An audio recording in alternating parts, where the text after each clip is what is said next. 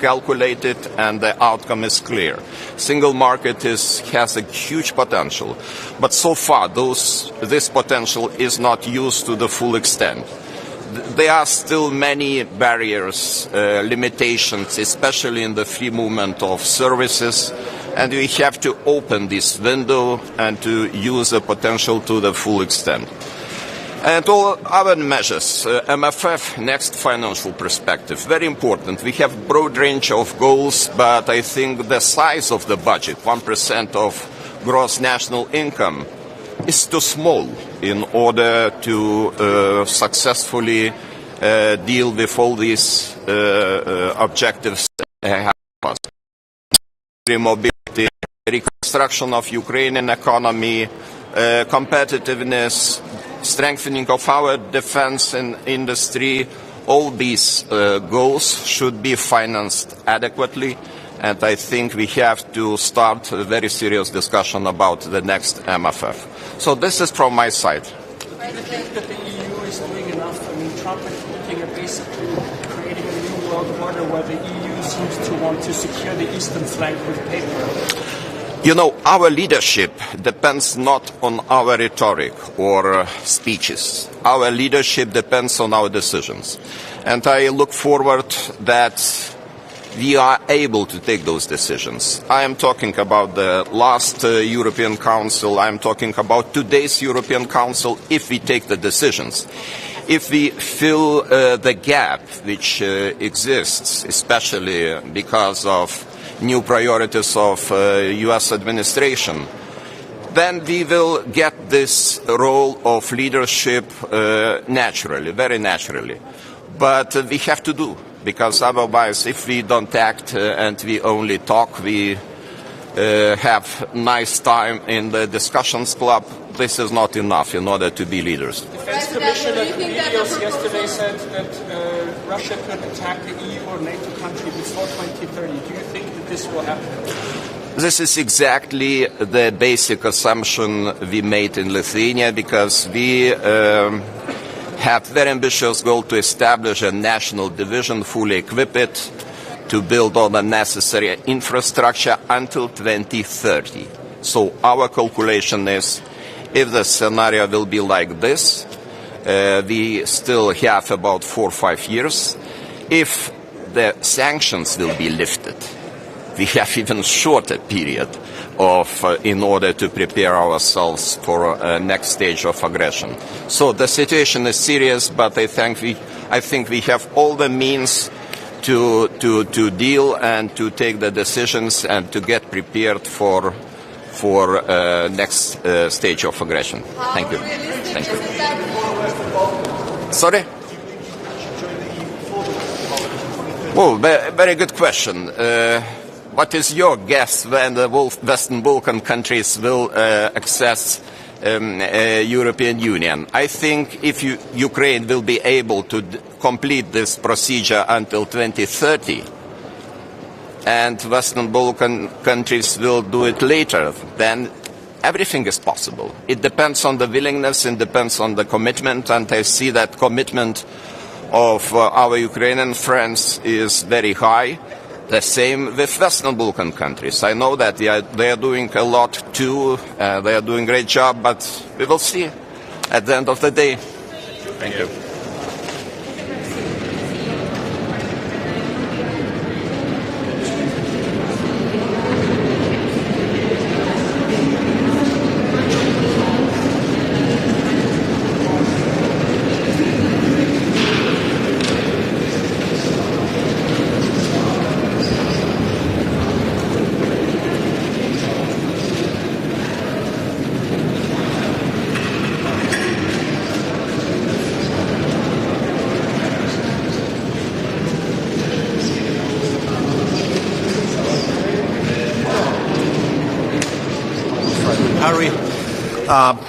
First on defense, my first reaction to white paper is positive. We can see that the EU has lessons learned from the war in Ukraine. Russia is and will be the permanent threat to the European Union and to Europe. And that's why now we are really preparing and building our own strong defense, finally. For Finland, very important capabilities, land forces, are included. It is crucial and very important for us. My second point on Ukraine. Yesterday I met President Zelensky in Helsinki. And Ukraine, they really want to be a member of the European Union. They want to be one of us. And that is why we have to help them and support them in their path to the membership as soon as possible, latest by 2030. Of course, it must be merit-based, but this would be very important message to the Ukrainians. We have to continue to support Ukraine militarily and politically. And that's why my government and Finland, we support strongly High Representative Kaja Kallas' proposal how to support Ukraine. And final point, 8th time Finland is the happiest country in the world. How realistic is it that Europe will achieve the targets for 2030 to ramp up their own defense capabilities with the proposal in the white paper? Do you think this goes far enough? We have to be ambitious. We have to build our defense in close cooperation with the US, and the target should be that the European pillar in NATO is as strong as possible, less dependent from the others. But you are right, it is a very ambitious goal, but we have to start right now. Thank you so much.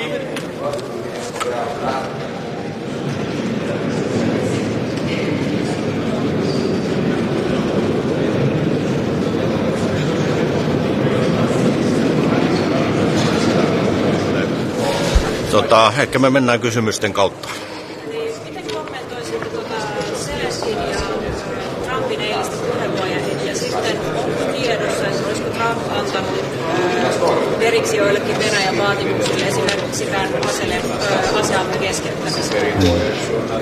Ensin tästä puhelusta niiden tietojen perusteella, jota olen siitä saanut, niin sekä Zelensky että Trump molemmat ovat olleet tyytyväisiä puheluun ja mielestäni se on hyvä merkki.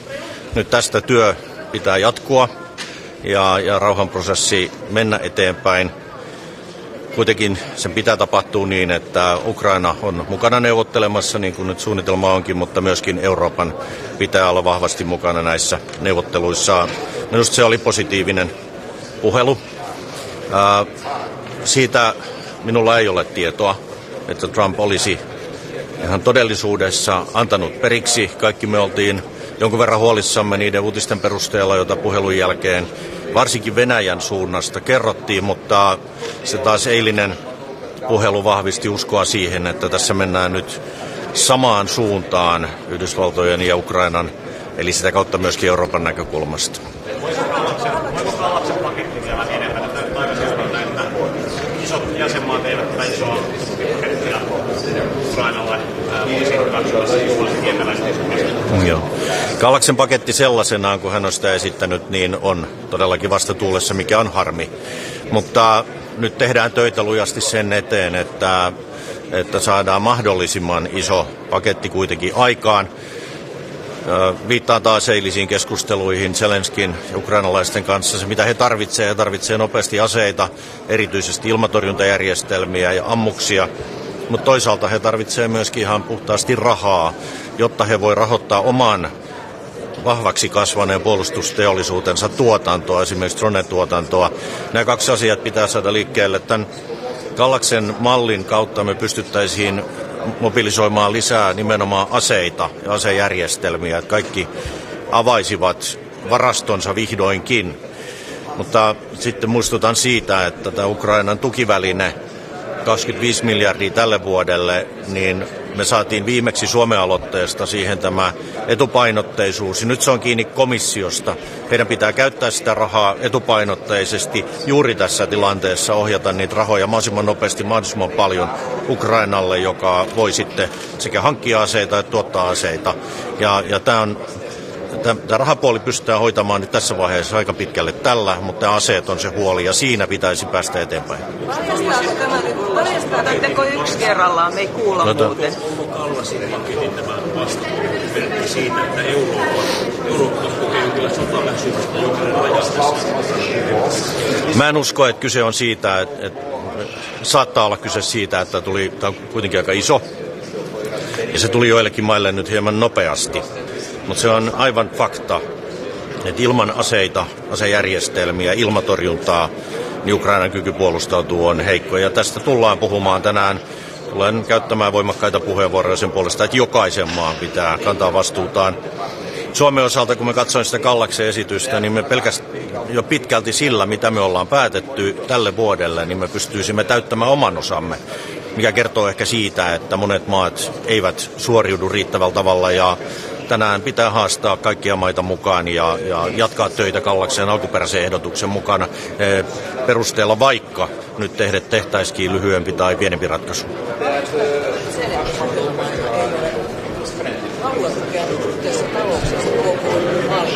Anteeksi, että... Varmistaako tämä sen, että suurilla mailla ei ole halua tukea niin paljon suhteessa taloutensa työvoimaan? Mä en halua osoitella nyt ketään tässä erityisesti sormella, mutta sen pystyy katsomaan ihan luvuista ja suhteuttaa, että mitkä maat ovat tukeneet. Ja kyllä sen näkee, että esimerkiksi Nordic Baltic, Pohjoismaat, Baltit, Puola, niin me ollaan tuettu todella paljon Ukrainaa sekä taloudellisesti että aseellisesti. Ja samaan aikaan me nähdään, että siellä olisi paljon tehtävissä vielä muilla mailla. Vaikka rauhanprosessi menee eteenpäin, se tarkoittaa, että voitaisiin tukea nyt vähemmän. Nyt juuri pitää tukea enemmän, jotta me näytetään Venäjälle, että he eivät voi sotilaallisesti menestyä ja että Ukraina pystyy oikeasti puolustamaan itseään. Tämä on myöskin vahva viesti Yhdysvaltoihin, että Eurooppa kantaa vastuunsa. Katsotaan, mitä tänään saadaan aikaiseksi. Joka tapauksessa Eurooppa on tehnyt paljon, tekee koko ajan paljon, mutta Suomen näkökulmasta pitää tehdä vielä enemmän.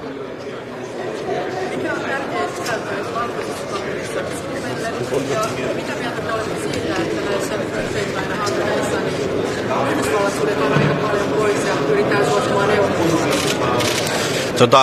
Suomen kannalta sanon sen, että mun ensimmäinen vaikutelmani valkoisesta kirjasta on positiivinen. Eurooppa on avannut silmänsä, on tullut herätys näistä opeista, mitä Ukrainasta on saatu, mitä me nähdään, mitä siellä tapahtuu.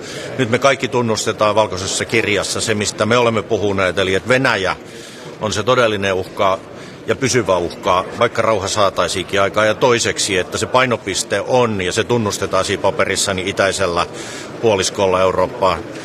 Kolmanneksi nostaisin vielä esille sen, mikä on hyvä, että me ollaan koko prosessin ajan vaikutettu voimakkaasti siihen, että nimenomaan maavoimien tarve nostetaan voimakkaasti esille. Eli tämä perinteinen sota on edelleenkin olemassa, me nähdään se Ukrainassa, tosi samaan aikaan erittäin korkealla teknologialla, myöskin modernin sodankäyntiä, mutta maavoimat tarvitaan ja meillä on itsellä isot investoinnit edessä maavoimiin, niin tämä valkoinen kirja tukee sitä ja mä oon siitä erittäin tyytyväinen ja me on tehty paljon töitä sen eteen, että se on tuossa muodossaan. No noista välineistä, minusta tämä uusi lainaväline, niin se mitä me ollaan sitä nyt alustavasti arvioitu, niin se voi olla meille käyttökelpoinen, koska oleellista on se, että kun se on lainaa, jonka EU takaa ja lainaa meillä edelleen, niin meidän täytyy arvioida, että onko se edullisempaa ja parempaa lainaa kuin se, mitä me ottaisiin itse. Ja nyt näillä ehdoilla, mitä tällä hetkellä on näkyvissä, näyttää paremmalta ja edullisemmalta. 10 vuotta lyhennysvapaa, hoidetaan kulut itse ihan asti 45 vuotta takaisinmaksuaika, niin se näyttää houkuttelevalta ratkaisulta ja mä luulen, että me lähdetään kyllä valmistelemaan, että me oikeasti haettaisiin siitä osuutta ja käytettäisiin sitä. Lisäksi lainan korko taitaa olla nyt hieman alempi kuin mitä Suomi itse saisi, että maailma on muuttunut sen verran. No sitten tähän tuotantoon, jos siihen viittasit, niin me ollaan liian riippuvaisia myöskin tuotannossa muista, eli Yhdysvalloista. Me tullaan jatkossakin tarvitsemaan yhdysvaltalaista aseteollisuutta ja meidän kannattaa ostaa parasta. Mutta samaan aikaan, kun me tullaan käyttää satoja miljardeja euroja Euroopassa puolustukseen tulevina vuosina, niin se on myöskin suuri mahdollisuus teollisuudelle, kasvulle, työllisyydelle joka puolella Eurooppaa. Ja meillä Suomessa on hienoja yrityksiä, jotka tällä hetkellä kasvaa, jolla on juuri sitä osaamista ja niitä tuotteita, mitä Euroopankin puolustuksen rakentamiseen tarvitaan, niin minusta se on hyvä, että siinä korostetaan tämän eurooppalaisen teollisuuden roolia ja isossa roolissa paperissa on nimenomaan tämä eurooppalaisen tuotannon merkittävä kasvattaminen. Valitettavasti meidän täytyy nyt lähteä. Kiitos.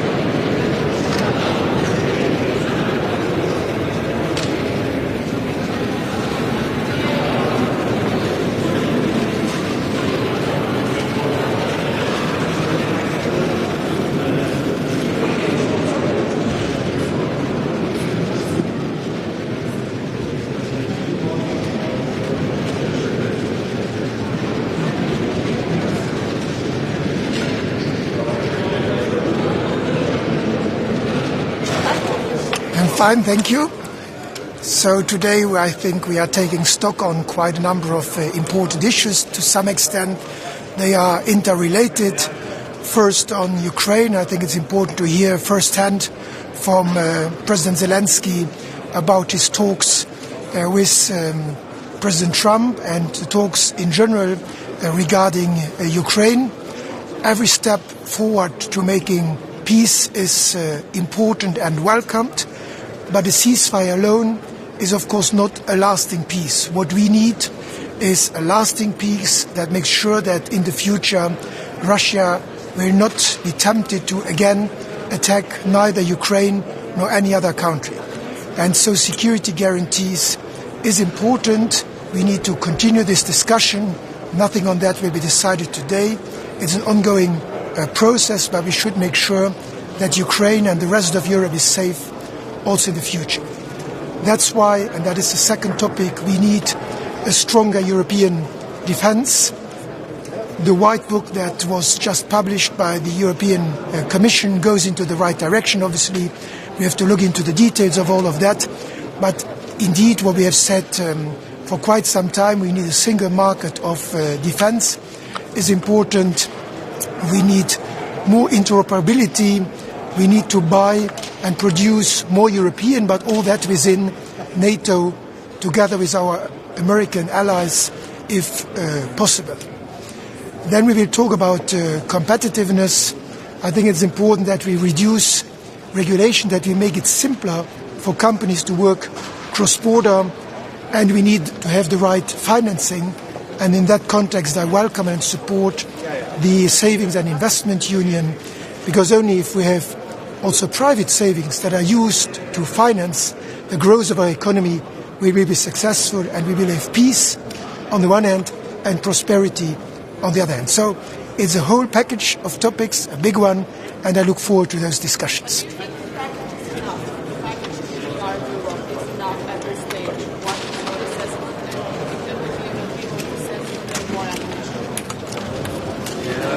It's always a big step into the right direction. Whether it's enough, I think this is already quite a lot.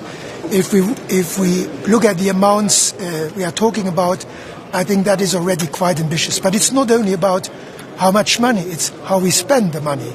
And therefore, I think what is even more important is that we try to do more things together and not doing 27 things one next to the other. Together, we are stronger. That is, for me, more important than just the money. And on Ukraine, I think all the meetings I attended the last few days in different settings all show that all the countries are willing to continue to support Ukraine in different ways.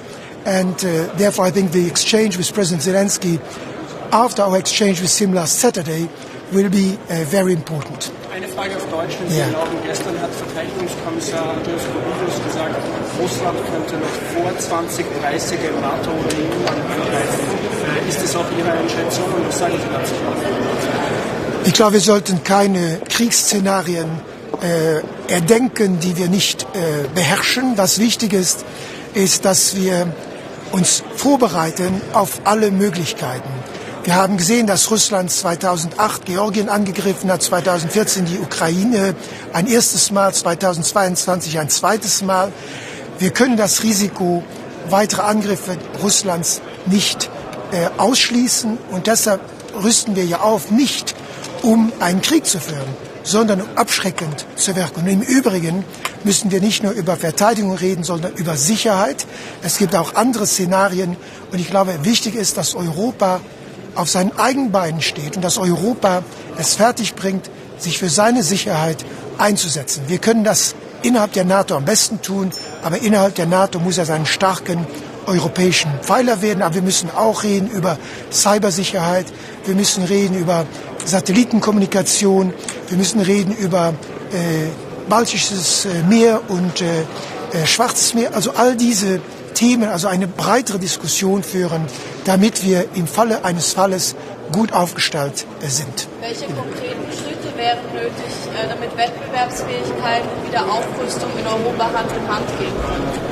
Ich glaube, dass die Vorschriften heute viel zu kompliziert sind bei Rüstungsaufträgen, bei Ausschreibungen, aber das gilt generell.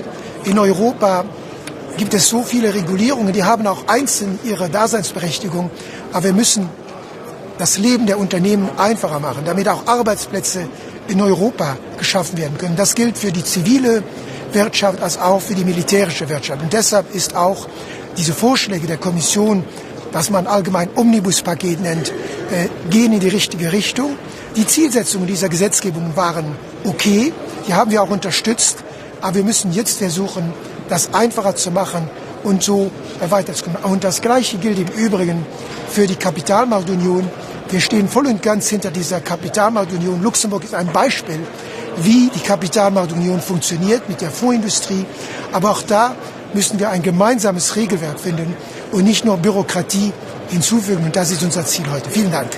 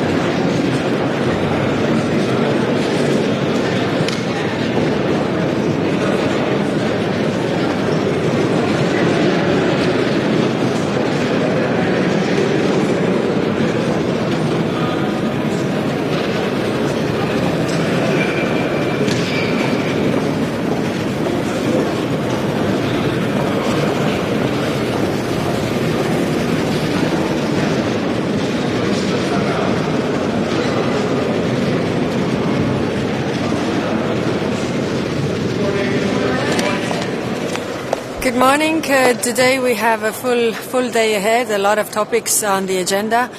First, we're going to discuss Ukraine, and I'm really looking forward to listening from President Zelensky, also getting the news and his feeling of the call with President Trump yesterday. I very much welcome the announcement by President Trump that the U.S. is trying to find additional air defenses for Ukraine. This is extremely important. And of course, today we are discussing what more can we do. So, for Ukraine, but also for our own defense. For Ukraine, I've proposed initiative to really go with the ones that President Zelensky needs. Ammunition in amount of 5 billion. So we should at least start to have a really concrete step, not only words, but also in deeds, that we are helping Ukraine right now. Because the stronger they are on the battlefield, the stronger they are behind the negotiation table. And of course, today we're going to also discuss competitiveness, because it goes hand in hand. As well, our economy is doing. The means from economy also help us to do all the things we have to do, meaning investing more in defense, also helping Ukraine. So this is also a very, very important discussion. And of course, there are other topics. Yesterday we came with the defense white paper. We're going to discuss the elements there. Last summit 2 weeks ago, we discussed already the funding options, but now also the things that we can do together. So looking for a very long day ahead. High Representative, yesterday Defense Commissioner Video said that before 2030 Russia could attack a NATO or EU country. What do you say to the critics that say that this is scaremongering? It depends what we do. I mean, the problem with defense is that if we invest enough in defense, if we build our capabilities, then it will also deter aggressors to attack us. If we don't do that, weakness invites aggressor to attack. So that's why we need to do more in order for this not to happen. On your Ukraine initiative, so with every discussion with the member states, the numbers seem to change and rather lower than what you initially proposed. Are you worried that the support on the European level is no longer there for Ukraine? If you listen to the statements of the leaders, then the support is very much there, and that's why it should be also seen in deeds, in numbers, in actual ammunition that Ukraine needs. So I'm really hopeful that we will push this forward. And why is it that 40 billion seem inachievable for so many of the member states? Well, as you know, we proposed the GNI key that takes into account the economy of the country, and some countries have done more, and some countries are bigger economies, which means that the amounts are very big. At the same time, we also know that there are really worries with the budget deficits in most of the European countries, and there are the problems. Now, in the rearm initiative, we also have, the rules in place to ease the budget regulations, so it would provide also the member states more opportunities to do more. But still, the questions remain, and of course, for every country, it is the domestic politics, also the understanding of the public, what needs to be done, and that is different in every member state.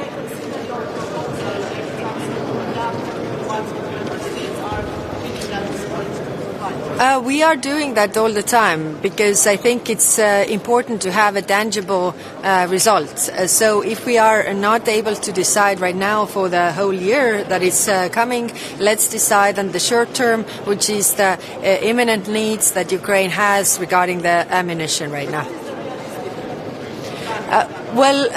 The realistic plan would be the 5 billion for the ammunition, and that's what we are working on really right now. Okay, thank you.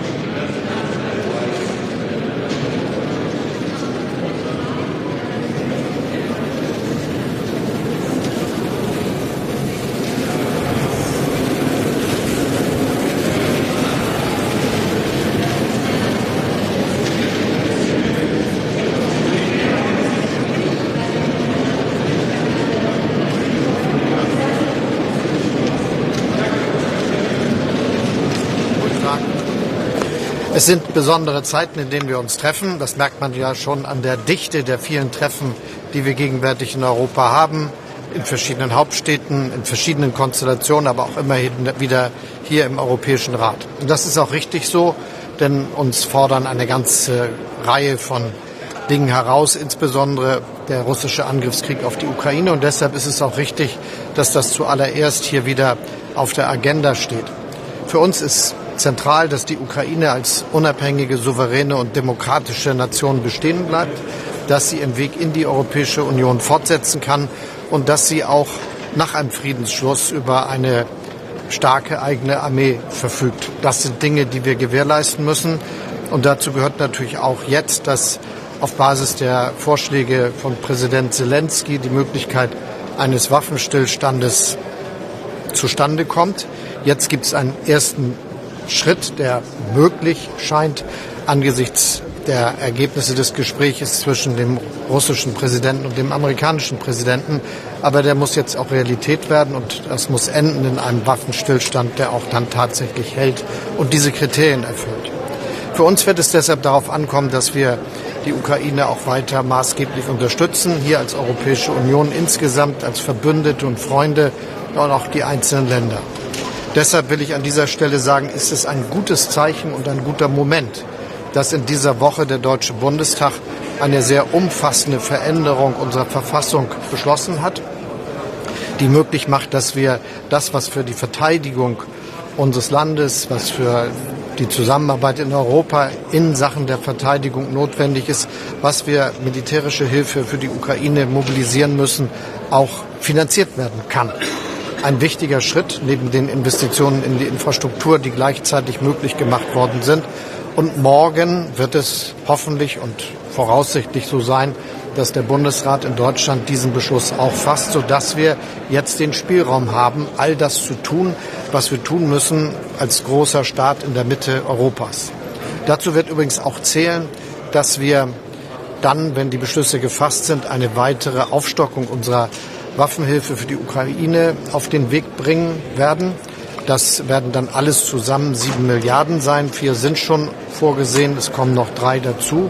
Und damit gilt für dieses Jahr wie für die Vergangenheit, dass Deutschland mit riesigem Abstand in Europa der größte Unterstützer der Ukraine ist und bleiben wird. Ein wichtiges Zeichen gerade in dieser ganz konkreten Situation. Wir diskutieren heute dann auch über viele andere Dinge, die wichtig sind für unsere Zukunftsfähigkeit, ganz besonders die Wettbewerbsfähigkeit, die Fragen, wie wir es hinbekommen können, dass wir uns auch unser Wachstum ermöglichen, indem wir die Kapitalmarktunion weiterentwickeln. Alles Fragen von allergrößter Bedeutung, die hier verhandelt werden, genauso wie erste Debatten über die künftige Finanzplanung der Europäischen Union. Da werden wir uns intensiv mit beschäftigen. Lassen Sie mich aus aktuellem Anlass noch einen Satz sagen, der mir sehr wichtig ist. Wir haben uns in den letzten Jahren sehr darum bemüht, die Beziehung zwischen Europa und der Türkei weiter zu verbessern. Deshalb ist die Verhaftung eines so zentralen Oppositionspolitikers wie des Bürgermeisters von Istanbul ein sehr, sehr schlechtes Zeichen, bedrückend für die Demokratie in der Türkei, aber ganz bestimmt auch bedrückend für das Verhältnis zwischen Europa und der Türkei. Wir können nur dazu aufrufen, dass das sofort ein Ende findet und dass Opposition und Regierung im Wettbewerb miteinander stehen und nicht die Opposition vor Gericht gestellt wird. Herr Bundeskanzler, möglicherweise ist es heute Ihr letzter Gipfel in der Rolle des Bundeskanzlers. Was wünschen Sie sich denn für diesen Gipfel und auf einer Skala von 1 bis 10, wie sehr wird Ihnen der Humortempus fehlen? Wir machen unsere Arbeit bis zuletzt, so soll es auch so sein, weiter sein und deshalb gehört es dazu, dass wir jetzt genau das voranbringen, worüber ich eben gesprochen habe. Dinge, über die wir jeden Tag mit allen sprechen und wo Deutschland seine Aufgabe wahrnehmen muss. Und ich sorge als Kanzler dafür, dass das auch klappt. Was kann denn die Ukraine konkret von diesem Gipfel erwarten? Nochmal, es geht darum, dass wir unsere Unterstützung fortsetzen, dass wir einen klaren Standpunkt haben, dass ein gerechter Frieden für die Ukraine möglich sein muss und der bedeutet, dass sie ihre Unabhängigkeit und Souveränität verteidigen kann Das bedeutet, dass sie selbst über ihren Weg entscheidet und wer das Land regiert. Und natürlich bedeutet es, dass sie auch über eine starke Armee in Friedenszeiten verfügen muss. Das sind die Dinge, die wir hier mit unseren Entscheidungen möglich machen müssen. Ich glaube, das wird auch so sein. Herr Bundeskanzler, gestern hat EU-Verteidigungskommissar Andrius gesagt, Russland könnte noch vor 2030 ein EU- oder NATO-Land angreifen. Glauben Sie das auch und was halten Sie von solchen Szenarien? Ich glaube, wir sollten uns auf das konzentrieren, worum es geht, nämlich, dass wir alles dafür tun, dass wir unsere eigene Landes- und Bündnisverteidigungsfähigkeit stärken. Das ist unterwegs mit den Dingen, die wir auch heute diskutieren, wenn es etwa um das Paket der Kommissionspräsidentin geht. Darum geht es auch, wenn jetzt alle Länder das Ziel anstreben, wenigstens 2% ihrer Wirtschaftsleistung für Verteidigung auszugeben. Sie wissen, es sind fast alle so weit, aber nicht alle. Deutschland ist so weit und es geht jetzt ja auch, wenn wir die Fähigkeitsziele der NATO neu definieren, um die Frage, wie wir das hinbekommen, dass wir das dann auch finanzieren. Deutschland hat mit der jetzt anstehenden Verfassungsänderung dazu die Voraussetzung geschaffen, dass wir das tun können. Welche Punkte werden die schwierigsten bei den Diskussionen zum mehrjährigen Finanzrahmen? Die fangen ja erst an und den Standpunkt Deutschlands in der Frage, wie man mit Geld umgehen soll, kennen ja alle. Der hat sich nicht geändert und wird sich nicht ändern. Schönen Dank.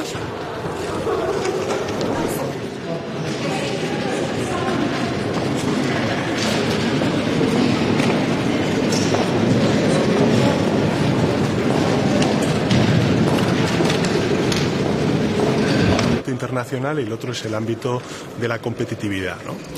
Vamos a contar con la presencia en la comida del secretario general de Naciones Unidas, que es muy importante, porque creo que en este momento en el que hay grandes potencias que se están retirando del orden multilateral, que están abandonando acuerdos multilaterales como el Acuerdo de París o la propia Organización Mundial de la Salud, en estos meses que estamos celebrando o recordando el 5º aniversario de la pandemia, es importante que Europa demuestre un mayor compromiso, si cabe, con los debates multilaterales, con debates que tienen que ver con el cambio climático, con la ayuda al desarrollo, con el respeto al derecho internacional humanitario que estamos viendo absolutamente atropellado y pisoteado de nuevo en Gaza, lamentablemente, y que queremos condenarlo desde el Gobierno de España con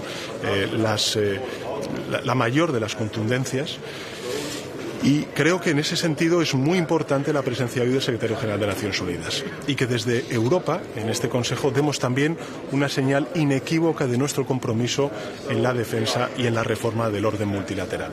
¿Por qué digo esto? Porque se van a tratar distintos temas en esa comida con el secretario general, pero uno de especial importancia para España, que es la celebración de la conferencia de financiación al desarrollo que se va a celebrar en Sevilla entre los meses de junio y de julio, donde vamos a contar con importantes líderes del sur global y en los que yo voy a pedir explícitamente a los líderes europeos que participen activamente, porque ahí tenemos que hablar de cómo podemos reformar el sistema de financiación internacional para que los recursos económicos lleguen también a los países que más necesitan hacer frente a la pobreza, al desarrollo económico y, lógicamente, también a las consecuencias derivadas de la emergencia climática que se está viviendo en el planeta y particularmente en estos países.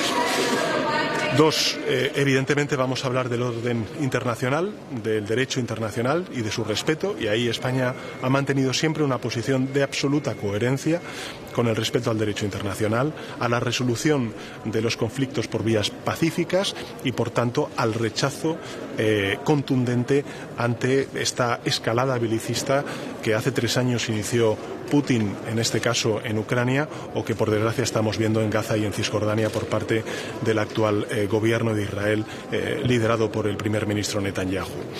En el ámbito de Ucrania saben ustedes que el Gobierno de España, tanto a nivel europeo como también a nivel bilateral con Ucrania, estamos apoyando a Ucrania desde nuestras capacidades, también para que tengan mayores capacidades militares y puedan defenderse de la agresión de Putin. Y, lógicamente, a nivel europeo, pues estamos apoyando todo tipo de sanciones, todo tipo de acciones que de alguna manera sirvan para que se consolide un alto el fuego que derive en una paz justa y duradera. Quiero también trasladarles que en el Consejo Europeo lo diré de manera mucho más contundente y visible, que nosotros vemos bien la propuesta del gobierno finlandés.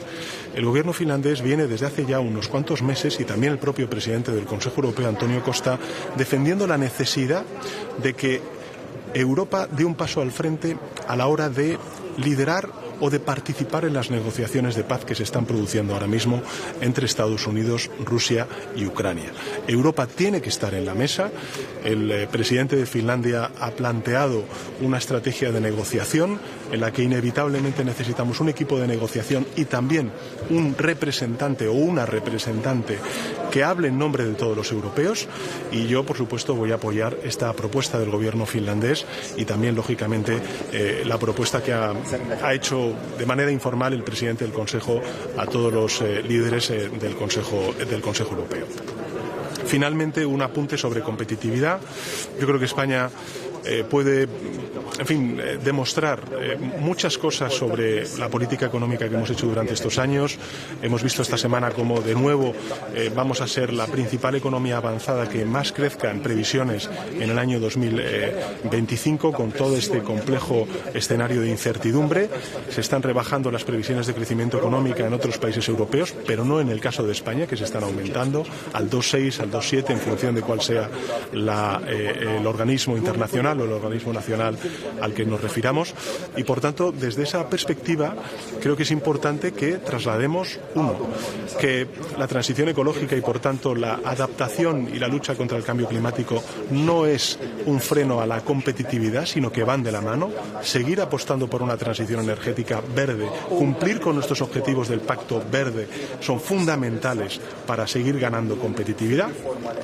En segundo lugar, que tenemos que dar ese salto tecnológico de transformación digital, y en ese sentido pues damos la bienvenida, con algunos matices que ya luego en la rueda de prensa pues explicaré, sobre al menos el marco, ¿no?, en el que se desarrolla el discurso del libro blanco. Tengo que decirles que a mí el término rearme no me gusta en absoluto, no comparto ese término. Creo que tenemos que hablar de otra manera, de dirigirnos a nuestros ciudadanos de otra manera cuando hablamos de la necesidad de mejorar la seguridad y las capacidades de defensa europeas.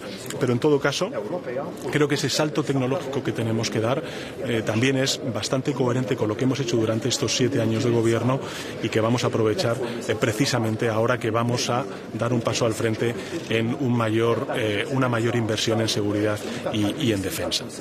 Y, finalmente, hablaremos del marco financiero plurianual. Para que nos entiendan los ciudadanos y ciudadanas, estamos hablando de los presupuestos de la Unión Europea, que empezará y que tendrá que sustanciarse pues en los próximos meses y en los próximos años, ¿no? Yo creo que ahí hay elementos importantes que tienen que ver con políticas que han sido muy buenas para Europa y para España: la política agrícola común, la política de cohesión y los fondos estructurales. En definitiva, políticas que son señas de identidad del proyecto europeo y que, lógicamente, nosotros queremos seguir preservando y defendiendo. Pero, en todo caso, como digo, hay muchos temas. Al final son dos: uno, la dimensión internacional, y otro, la dimensión, digamos, de competitividad económica. Y yo lo resumiría, la posición del Gobierno de España, con una frase muy sencilla. Yo creo que el desafío que tiene ahora mismo Europa es el de crecer hacia adentro y abrirse aún más hacia afuera. Crecer hacia adentro significa potenciar el mercado único europeo, y abrirnos hacia afuera significa participar de manera activa y constructiva en el orden multilateral, en los debates globales, sobre todo el de la transición ecológica o el de la inteligencia artificial, y, sin duda alguna, seguir tejiendo lazos, relaciones comerciales pues con otras regiones del mundo, como pueda ser el Mercosur, Chile, México, Canadá, India, en la reciente visita de la presidenta de la Comisión Europea. En definitiva, creo que estamos en un momento en el que necesitamos más Europa, y más Europa significa más política social, significa más relaciones con otros bloques regionales, significa más implicación en los debates multilaterales y, lógicamente, significa también más seguridad y defensa, que es de los temas que hablaremos hoy en el Consejo. Yo sé que tienen ustedes preguntas, pero luego tendremos una rueda de prensa en la que prometo responder a todas las preguntas, pero ahora me voy para adentro. Gracias. Just one. English. I just would like to understand what you make of the recent proposal from the Commission for rearm. Well, I don't like the term. I don't like the term rearm. I think that the European Union is a political project of soft power, and also we have a duty nowadays with a hard power. But I think it's very, very important to stress our assets when it comes to talk about the soft power. I think this is the issue. This is my objection, my principal objection that I have to this term of rearm. And of course, we're very committed not only to increase our defense expenditure, but also to have this angle of security. Because as I always share with my colleagues around the table in the European Council, it is important to take into account that the challenges that we face in the southern neighborhood are a bit different to the ones that the eastern flank face. And this means that we need to strengthen our border controls. This means that we need to strengthen our capabilities to fight against terrorism. This means that we need to strengthen also our capability when it comes to cyber attacks and these hybrid attacks. And these are the things that, of course, we have to take into account when we speak about this new financial instrument, and also when we speak about these fiscal rules capabilities that we will have for the coming years. About Gaza, sir, do you have any new initiative concerning Gaza, speaking about your neighbor? Just, we've been very, very coherent since the beginning of this war. Not only in Gaza, also in the West Bank, and of course in Ukraine. It is very important that all member states and also the European Union, we stick to the principles of the international rules and also the humanitarian international rules. And this means that we need to condemn with our strongest voice what is happening nowadays in Gaza. And that is why I think it's very important also that we have included in our conclusions the importance of the Arab countries on how do we face the reconstruction of Gaza and how do we move forward for the two-state solution. This is the Spanish position since the beginning of this war, and of course we will work with our Arab colleagues to move forward and to materialize, I think, a very fair goal for the Palestinians, which means to have its own state. Thank you very much. Thank you very much.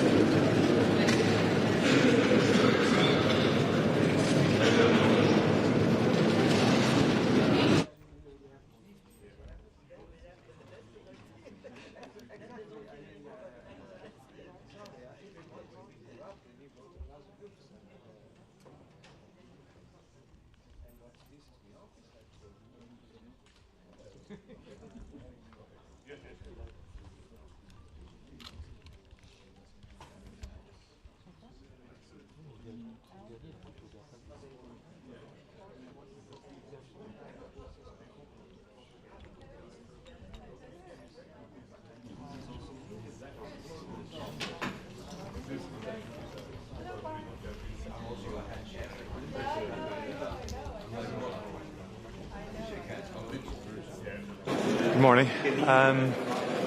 First of all, fairly extensive agenda today on a whole range of issues. First of all, I'm looking forward to hearing from President Zelensky in terms of an update on the current situation vis-à-vis talks to enable a substantive ceasefire leading to a fair and lasting and sustainable peace. We've also worked on the wording in relation to the war in Gaza, deploring the shocking bombing that has occurred over the last 48 hours, leading to the deaths of so many innocent people. And these statements yesterday from Israeli leaders, particularly in terms of Minister Katz, seem to me to amount to collective punishment of the Palestinians within Gaza. It is quite shocking. It needs to stop. And Europe needs to say stop to the killing and to the slaughter that's going on in Gaza at the moment. We do also need a release of all hostages, and we need to move very quickly to phase 2 of the ceasefire, which was originally agreed and which should be complied with. There will also be discussions on competitiveness, and Ireland strongly favours expanding and strengthening the single market. Europe needs to work on what it can control to make Europe more competitive, particularly then also working on getting energy prices down, more investment in grid infrastructure across Europe, and that is important for European competitiveness, but also for European consumers and citizens. On defence, the white paper, I think, is a significant document. It will need further, obviously, discussion and reflection. There won't be a major reflection on it today because it was published yesterday, but nonetheless, following on from the proposals from the President of the Commission, the capacities are being created for Member States to allocate additional funding to increase defence expenditure in the Member States and security capability.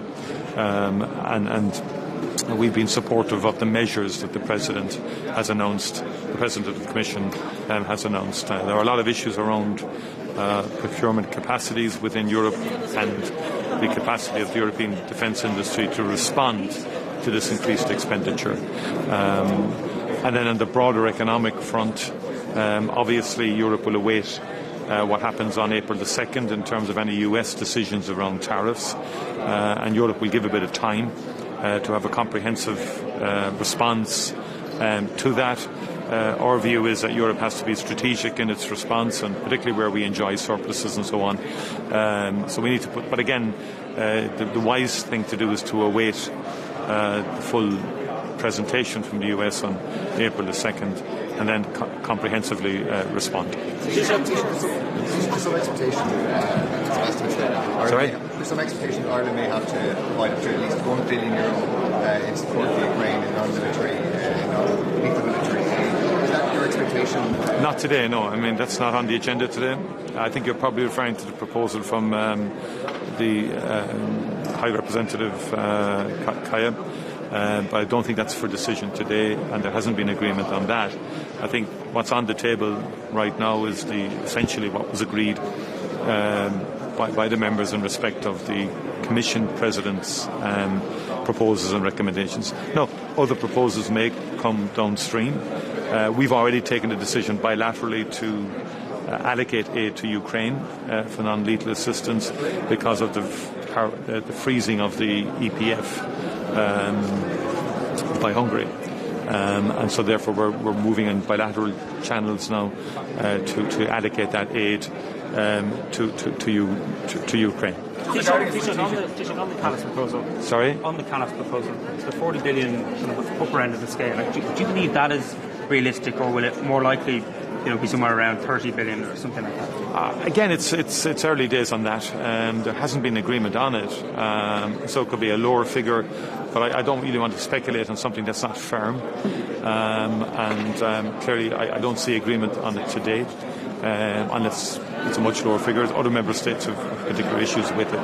Just regarding the resumption of hostilities in Gaza, does that add a new impetus for the government to bring forward its alternative to the Occupied Territories Bill? And do you have an updated timeline on that? Yeah, again, look, the government has agreed to progress it. One way or the other, I don't think it's going to impact on the immediate decisions of the Israeli government in respect of Gaza. I think that needs to be said. But what has to happen now, I think, is that as much pressure as possible from the European Union, US and others, is to say to Israel to stop this bombing. I mean, there was no warning. Many people had come back after the ceasefire to their homes in the expectation that they were going to experience some degree of peace and harmony. And that has been shattered by what appears to be very indiscriminate bombing of I'm going to make the point, indiscriminate bombing of Palestinian homes and families. And that's like one way or the other, the Occupied Territory isn't going to change that. but I think the Minister for Foreign Affairs is progressing it. A lot of the amendments have been worked on by the officials in the Department of Foreign Affairs. They will need. Obviously it won't be before this session will end, but hopefully in the next session. On tariffs, Taoiseach, because you mentioned it there, the French Prime Minister said the EU was wrong to target bourbon. Sorry? The French Prime Minister said the EU was wrong to target bourbon in its retaliatory tariffs. Will you be talking to President Macron today about that, making the case for Irish whiskey? And just, are you aware of any pharma firms that are scenario planning to move their IP out of Ireland as a result of these tariffs? No, I mean, first of all, medicine is a very key issue for European patients, for American patients. Cost of medicines are very high in the United States. Tariffs would even lead to higher prices for medicine in the United States. So I don't see the logic in that.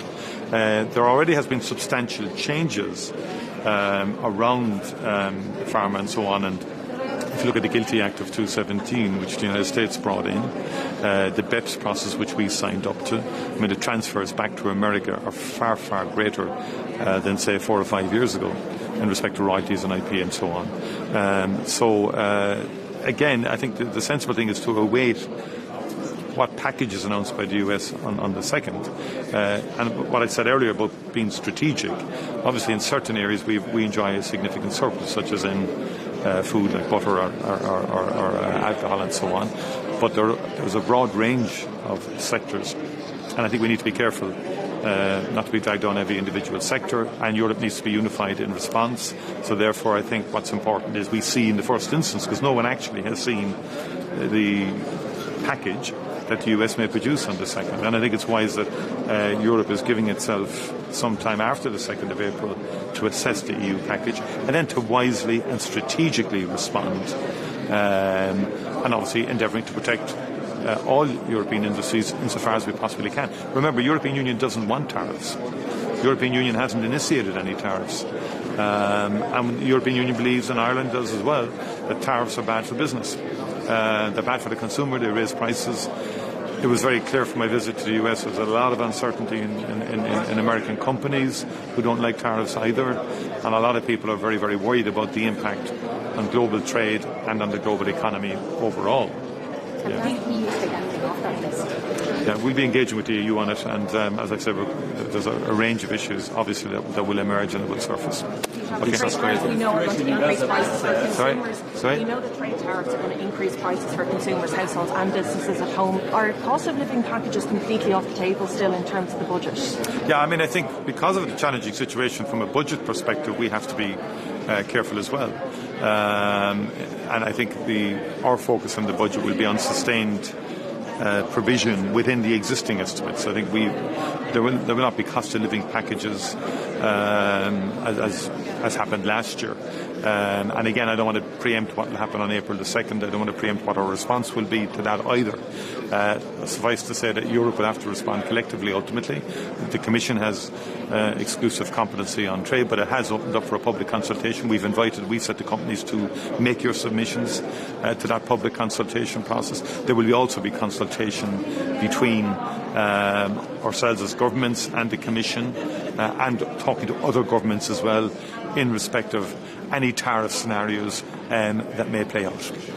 Mas féidirlum rá gur tá clár cuimseach a going inmh ó scór an cóirla táimig ag feitheamh agus beidh sé samúil an méid a bheith le rá ag Uachtarán Zelensky as acht an cainteanna a bhí ag a héin agus Uachtarán Trump sa Stáit Aontaithe agus mar aon lei sin beidh mise ag caint faoin cause Palestinian sa Gaza agus an méid an damáiste agus is dochret inis an méid atá ag tarlúán an méid lenaí tá ag fáil bháis daoine bhcánta tá ag fáil bháis stochrete agus tá sé go bhúfásach ar fád agus caithimid stop a chuir leis caithigh Israel stop a chuir leis an Bámáin agus Gachrad agus an Foréigean agus clí leis an Foréigean a stoppe.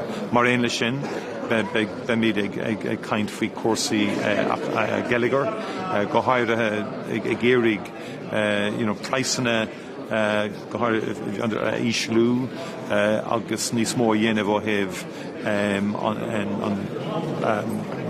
Capital Union mar a d'irtar agus a lán nithe eile a bheith fí capall le going agus targus agus gacéine faoi sin. Is fed leite sin a Hortatónia. Tá go fáile.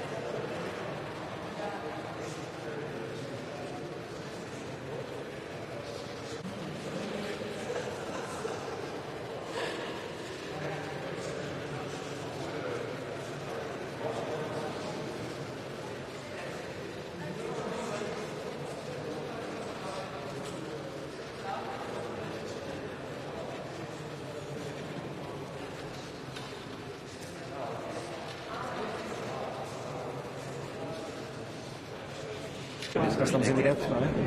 Tentar, posso fixar.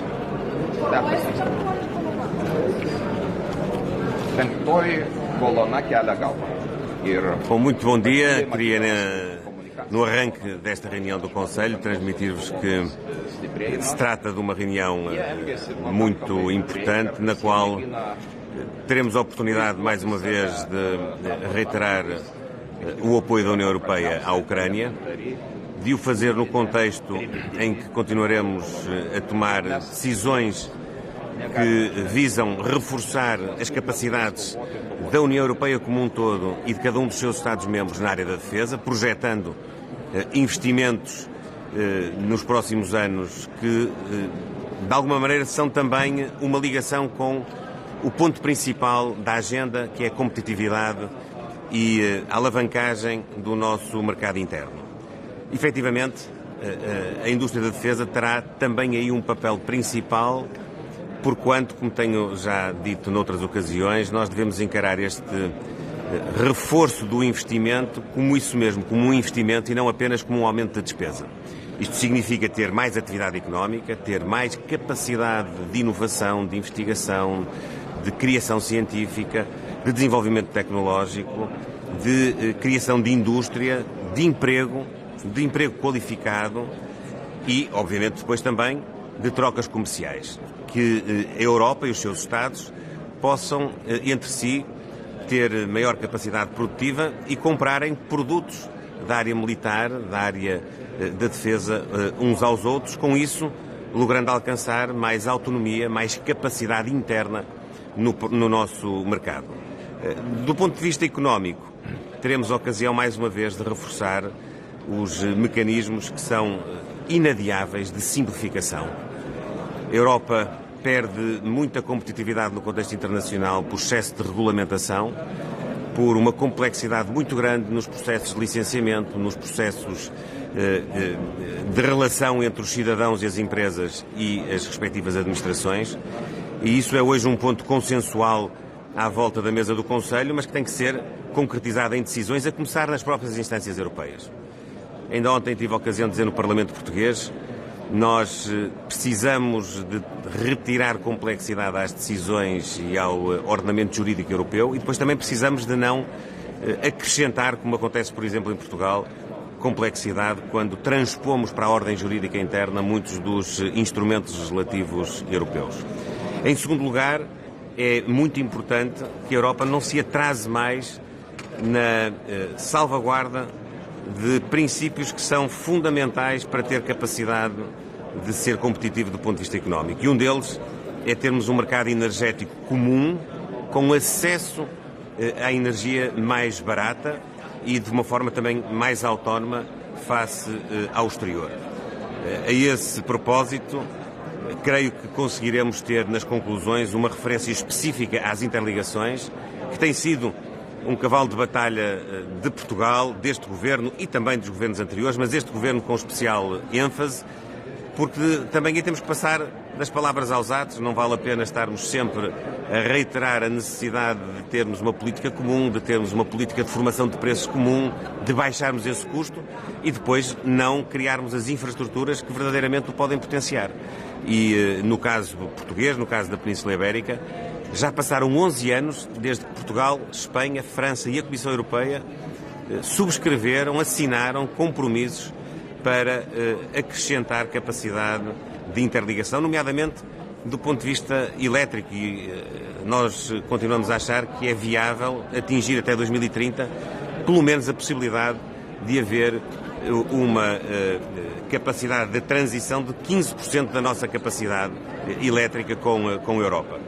Hoje andaremos na casa dos 2-3% dessa capacidade e é absolutamente imperdoável se continuarmos a contemplar este assunto e não o tratarmos. A Europa tem outras interligações que são necessárias, mas neste caso, naturalmente, que nós colocaremos em cima da mesa esta, que é de facto muito importante e que, além do mais, contribui também para um outro objetivo, um objetivo de sustentabilidade, porque no caso da Península Ibérica, quer Portugal, quer a Espanha, apostaram muito do seu investimento nos últimos anos na produção de energia renovável, o que acrescenta não só maior capacidade produtiva para baixar o preço, mas também energia mais amiga do ambiente.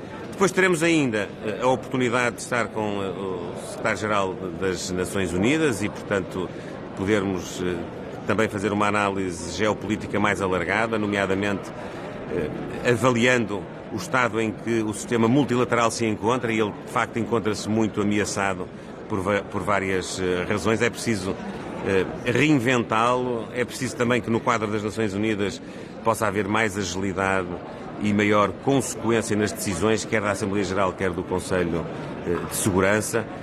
Há muito que temos sustentado, e eu próprio disse na última reunião da Assembleia Geral das Nações Unidas que o Conselho de Segurança é hoje um órgão infelizmente inconsequente, porque não é capaz de desbloquear situações em que os seus membros têm opiniões divergentes. A regra da unanimidade, ou pelo menos o direito de veto, muitas vezes bloqueiam que esse órgão possa ter uma intervenção mais concreta e mais eficaz no terreno, e teremos ocasião finalmente ainda de abordar, ainda que de uma forma muito embrionária, os princípios de discussão que mais lá para a frente, para meados do ano, começarão efetivamente relativamente ao quadro financeiro plurianual e às perspectivas de financiamento de todo este projeto de relançamento económico, de garantia de um espaço de coesão social e económica na União Europeia.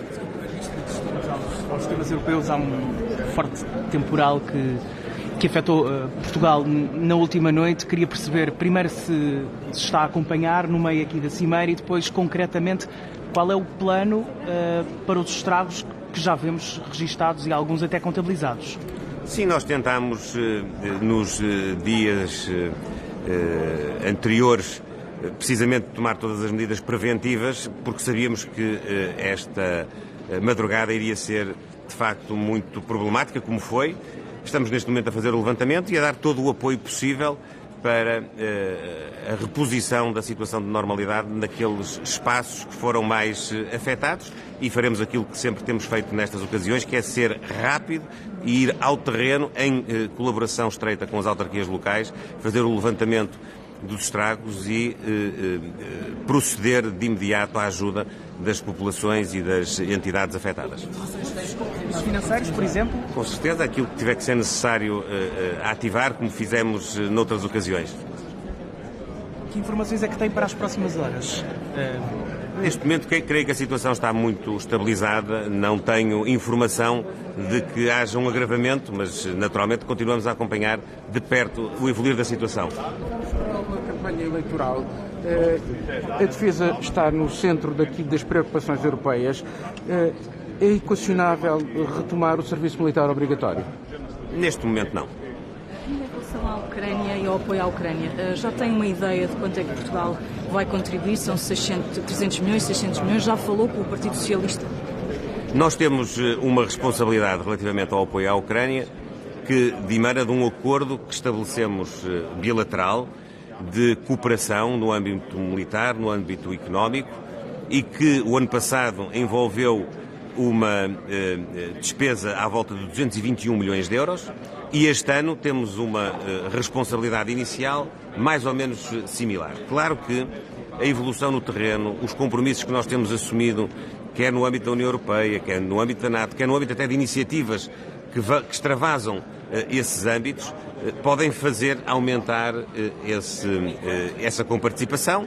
Nós teremos sempre de compaginar isso com aquilo que está a acontecer no terreno. É a nossa convicção que se os processos de cessar-fogo, de caminho para uma situação de paz forem avançando, teremos até de realocar talvez as verbas que tínhamos para apoio militar para outro tipo de apoio. Estamos disponíveis para colaborar no âmbito da União Europeia e também no âmbito bilateral. 600 milhões é um valor tangível? Neste momento não há razão nenhuma para estar a especular na base desse valor. O que há é um compromisso que nós temos assumido de apoio político, militar e humanitário, e que estamos a cumprir dentro daquilo que é a nossa possibilidade, que não é inesgotada, como sabemos, e obviamente que estamos também a contribuir para aquilo que se pode projetar do ponto de vista futuro, em termos de manutenção da paz, de garantias de segurança e, eventualmente, já de um processo de reconstrução do país. Não se quer já comprometer, talvez porque este possa ser o seu último Conselho Europeu? Não é por isso, porque tenho a convicção que não será o último. Será naturalmente mais um no meio de muitos que ainda terei ocasião de partilhar com os meus colegas chefes de Estado e de Governo da União Europeia. Mas sobretudo porque nós teremos de ter não só sentido de responsabilidade, como uma quantificação do nosso apoio que seja realista e que seja compaginável com decisões concretas. Potencial de despedida? Não há, seguramente que não. Muito obrigado, bom trabalho.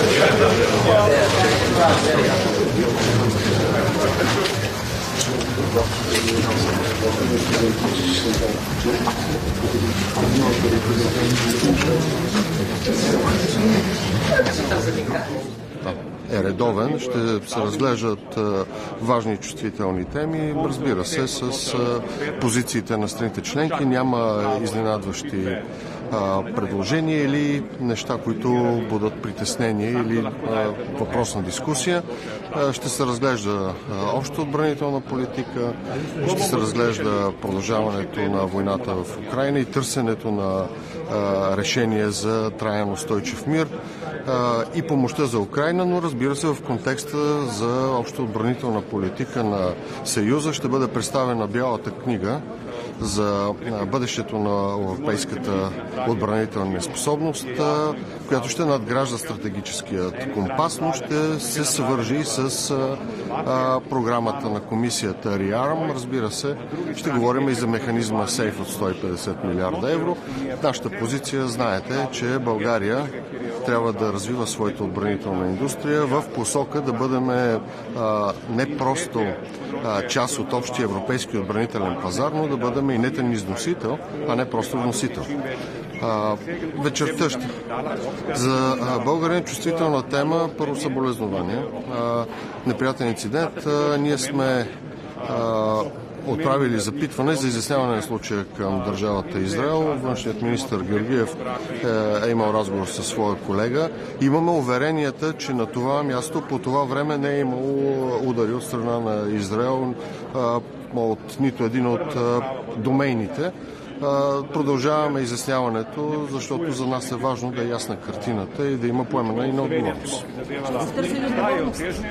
Настояваме да се изясни случая. Най-големите поддръжници на Израел в Европейския съюз, ще променим ли позицията? Вие знаете, че България беше жертва на терористичните удари от Хамас, така че нашата позиция е принципа от много години.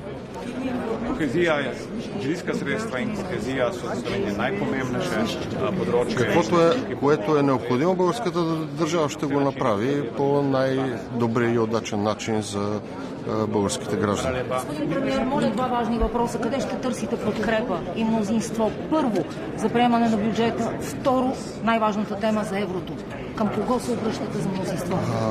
Вижте, политическите правила казват, че когато има мнозинство, то излъчва изпълнителна власт. А изпълнителната власт се крепи на мнозинството, както при избора си, така и при осъществяване на основни политически приоритети. А политическата логика в момента казва, че ние имаме това мнозинство. Аз онзи ден имах разговор с коалиционните партньори, с колегите, които са подписали споразумението за осигуряване на парламентарното мнозинство от ДПС.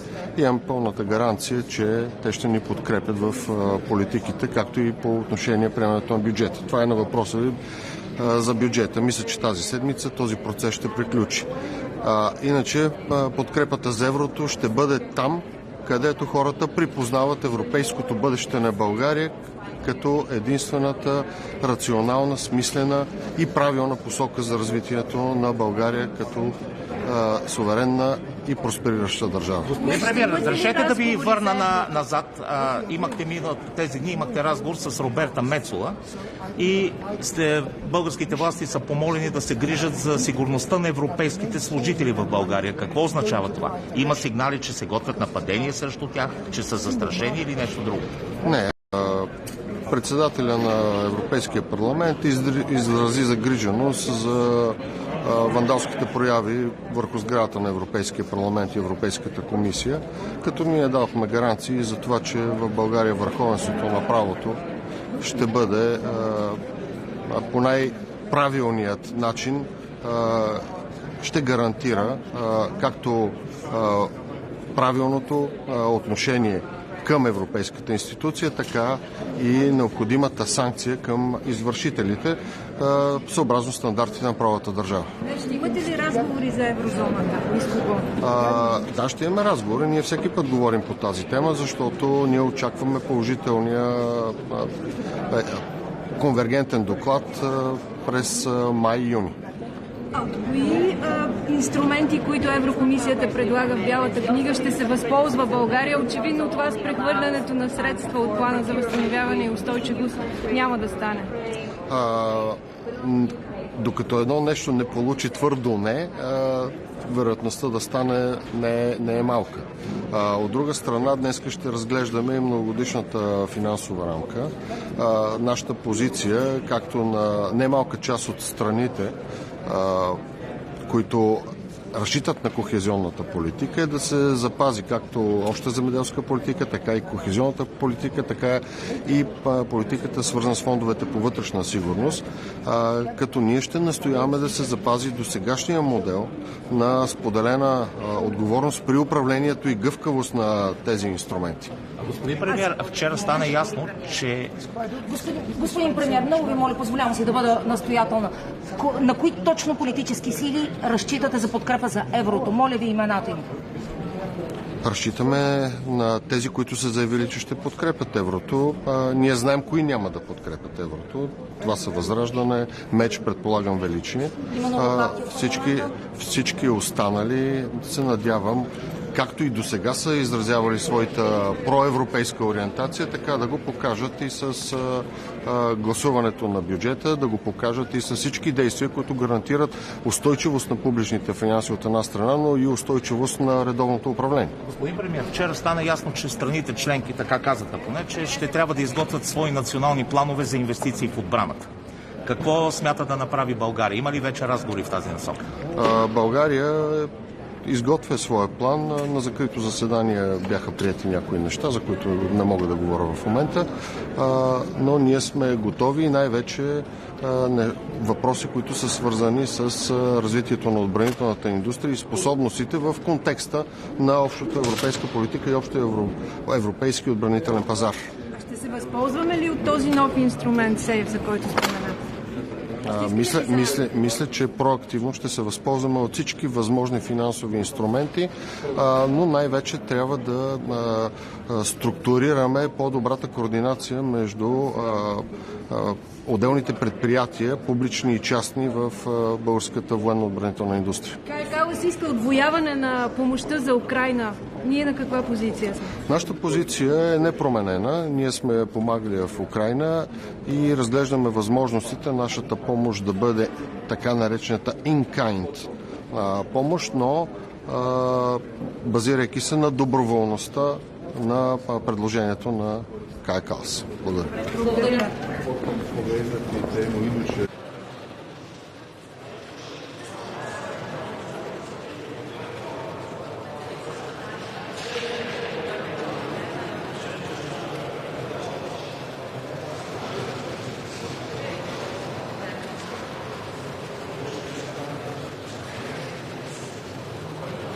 Dobar dan. Kako ste? Dobro, sve ok. Jel izgledamo ok? To je najvažnije.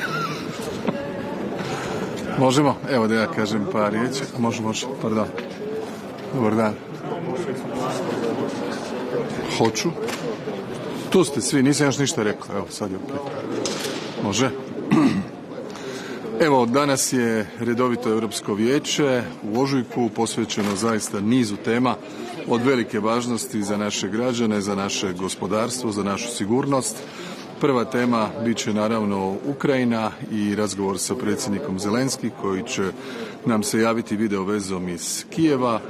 Raspravit ćemo daljnje mogućnosti potpore Ukrajini, a jednako tako čuti neposredno kako su prošli ovi razgovori sa predsjednikom Trumpom i koji su sljedeći koraci u vezi primirja i eventualnog mirovnog plana.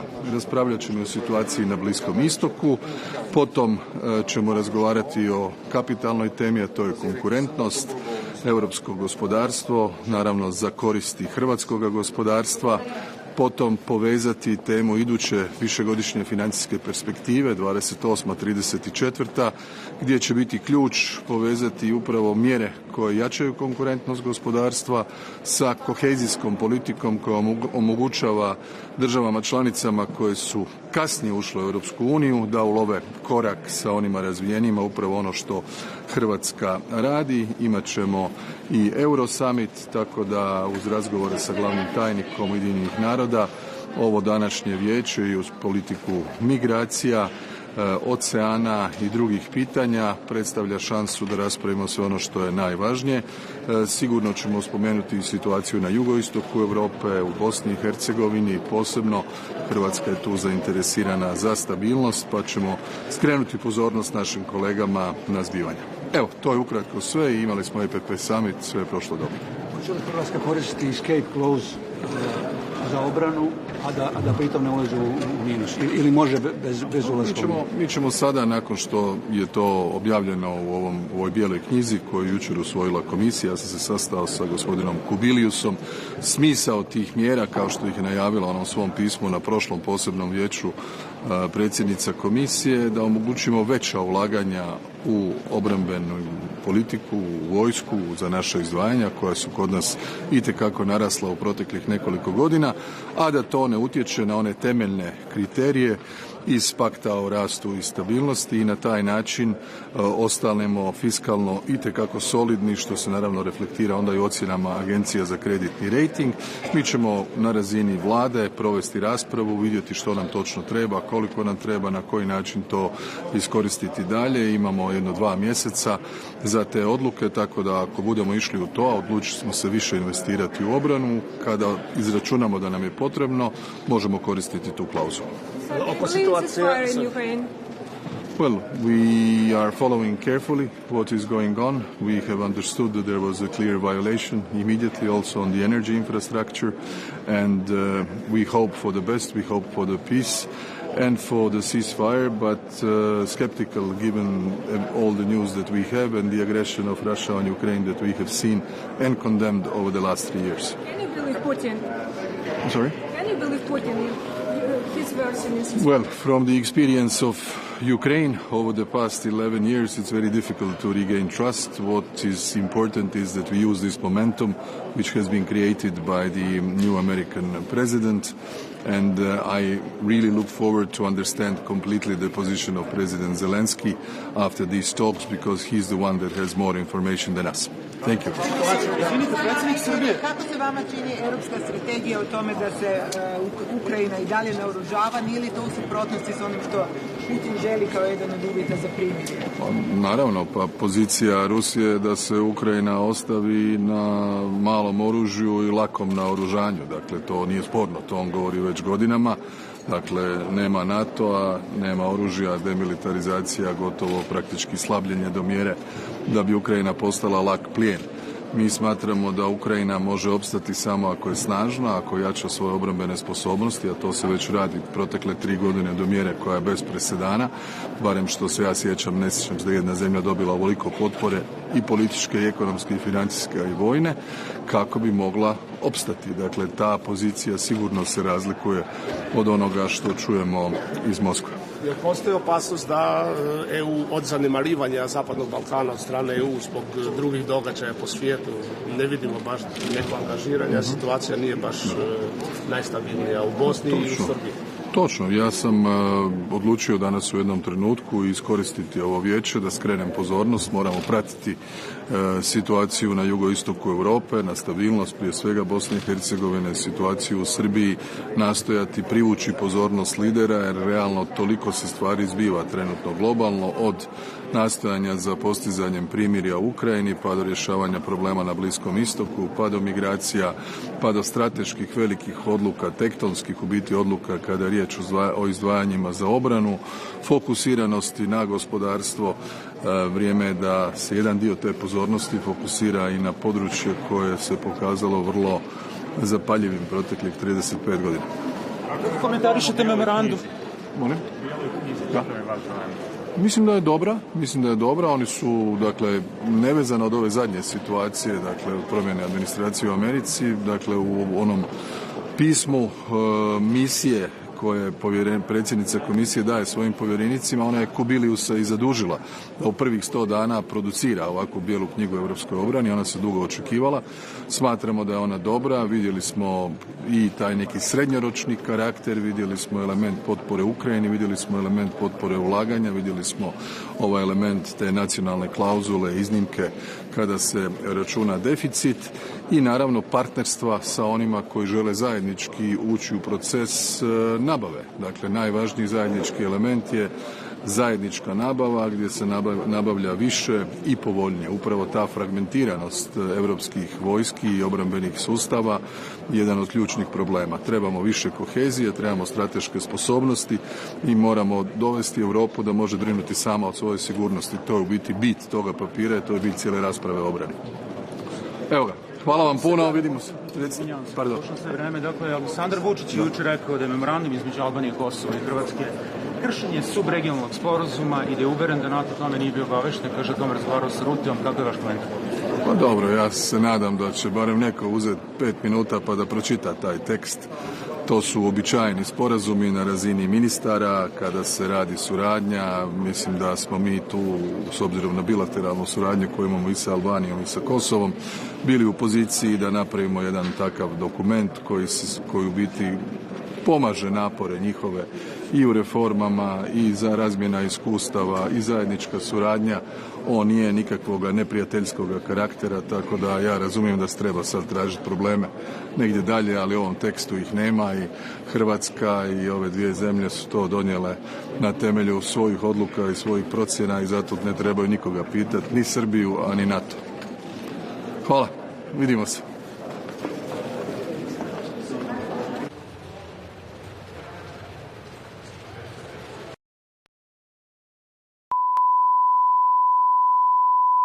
This is the primary audio circuit for the Reuters live service.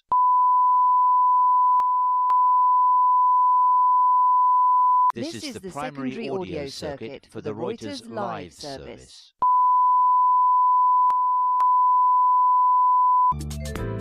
偷偷告诉大家，我最近发现了新法宝 Royal Face 逆时奇迹系列，它有活肤露、全效精华，还有精华霜。尤其我皮肤比较偏干，所以我非常的注重保湿。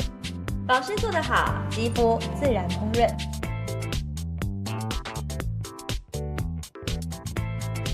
提亮肤色更年轻，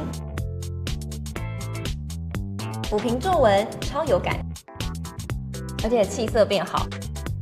用心保养，每天都更美一点。